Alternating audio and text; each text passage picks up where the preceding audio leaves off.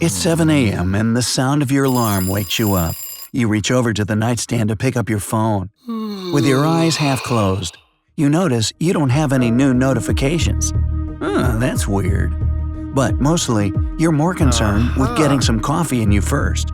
So you get up, grab a quick shower, and head downstairs.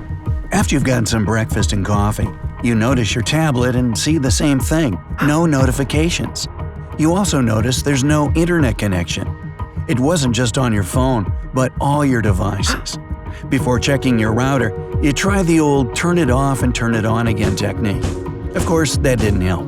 So you head over to the router and see a blinking red light. The 4G isn't working either. Oh, great.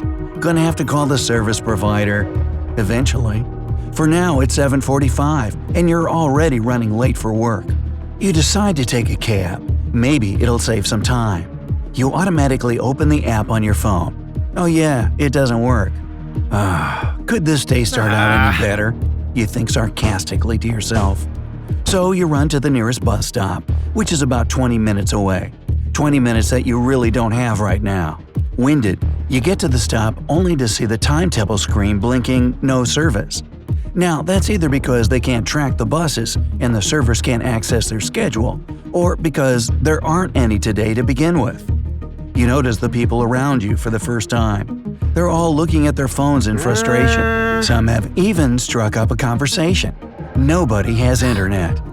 That's not the first time when you feel panic rising in your chest. If it's not just me, then it could be serious. You spot a cab a few feet away and hop in. But GPS obviously isn't working, and there's mad traffic on the road, even with all the signs around to help. Horns are beeping from every direction, and it's as if the chaos is getting worse right before your eyes as you stare out the backseat window. When you finally get to your office building, the cab driver's voice almost jolts you. 1650. You reach for your card even without thinking. But guess what? That doesn't work either. So you have to dig in your wallet and hope you've got some cash on you. You have a 20. Yes, at least some luck. It's almost 8:30. Yep, you're a half hour late. Everyone else is already there when you walk into the office. Right from the get-go, you're already not that surprised to hear the talk of the day. Internet's down. Somebody's talking about the stock market being at a standstill. Another is talking about how hospitals everywhere are struggling to access medical records since everything was online. You head over to your desk and sit down to start your computer, wondering if you should have bothered coming to work in the first place. You can't send any emails or reports, and you can't download anything. With impatient clients ringing everyone's phone off the hook because their internet and emails are down too, you and your coworkers bust out the old dusty fax machines to send and receive documents. The only problem with that is that there aren't enough fax machines for everybody. That's when you notice another problem. With the whole world calling each other on their landline phones, they're overloading communication systems to the point that you can't reach anyone. It's almost 10 o'clock and everybody's up by now. With the office becoming more of a circus with every passing minute, the boss decides to let everyone just take the day off. Hopefully, things will be back to normal by tomorrow. It's close to 11:15 in the morning. Traffic is still congested, but there's no point going home and just staring at the wall. So you walk around until you find a place to grab some lunch. You can't remember how much money you have in the bank, and there's no way to check. Both your credit and debit cards are now useless pieces of plastic. So you take a 10-minute walk to your local branch. On the way, you hear people's theories on what happened. Some are talking about a global cyber attack. Others are talking about something happening to the satellites. That's when it hits you. What about all your pictures, videos, and data? You had your whole graduation video on the cloud. All those pictures of your backpacking trip across Europe. Are all the memories lost? You feel your heart racing. It's both your fast-paced walking and the thought of losing all those precious records of the best moments of your life. On your way, you stumble across a newsstand. All the papers are nearly gone.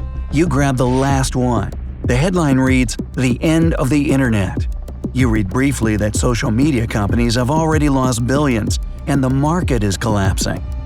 You get to the bank at 11:45. you and everyone else. There's a line extending outside the entrance. You take your place at the end, only to hear the faint sound of the teller announcing, "We're about to run out of cash. You'll have to come back tomorrow." Luckily, your turn comes right before they start sending people away. You take $400 out of your account to keep yourself afloat. Who knows if it'll be enough? There's no way of knowing how long this nightmare will last. As you step outside, someone runs and snatches a guy's wallet from his hands. People are already getting desperate, and thieves are taking advantage of the situation. You quickly hide your money in your front pocket. It's 12:30, so you head out for lunch. Most places have hung handwritten signs on the door, "Cash only." Well, good thing you made it to the bank. You find a diner and notice they've got the news on the TV hanging in the corner. There's no internet across the entire globe. Airports are at a standstill, along with ships, trains, and commercial trucking.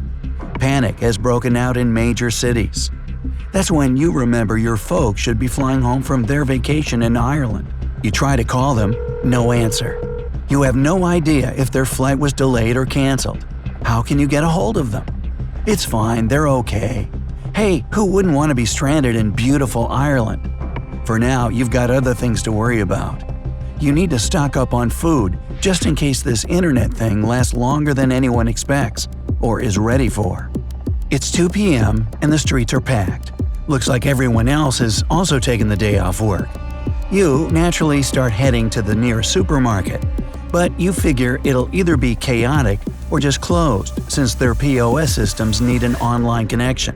And big places like that aren't about to bust out the pen and paper to keep track of sales. You ask a passerby if there are any little family-owned stores in the area. You would have just Googled that before. Now you have to talk to someone. You take the woman's directions and find the place. They don't have a lot, but you grab whatever you can carry in 2 hands and head home. As you walk, you start thinking about how everything you do revolves around the internet. You scroll for hours through your social media feed. You watch everything on YouTube or streaming services. You have cable TV, but you rarely watch it. You feel so isolated, not having heard from any of your friends. You finally get home about 4 p.m. You know it's a waste of time, but you check the router anyway. Still no internet.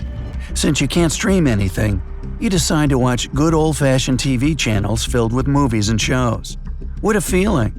Granted, you won't be able to Google the actors or any spoilers, but that's the joy of it. The commercial breaks? Not so much. At about 6 p.m., the phone rings, and it's your parents. They'd been stuck at the airport all day, only to see their flight being delayed further and further until it was finally canceled. They've just settled into a hotel for the night, with plans of flying out in the morning. But at least they're okay. And you don't make it much longer yourself. After a hectic day, you're ready for bed. At about 10 p.m., you fall asleep to the thought that you'll face the same chaos tomorrow, and you're already stressed about work. It's 3:15 in the morning.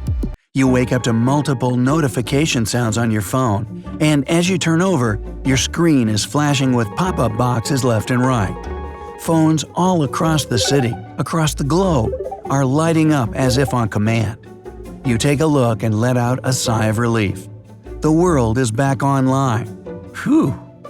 Hey, if you learned something new today, then give the video a like and share it with a friend. And here are some other cool videos I think you'll enjoy.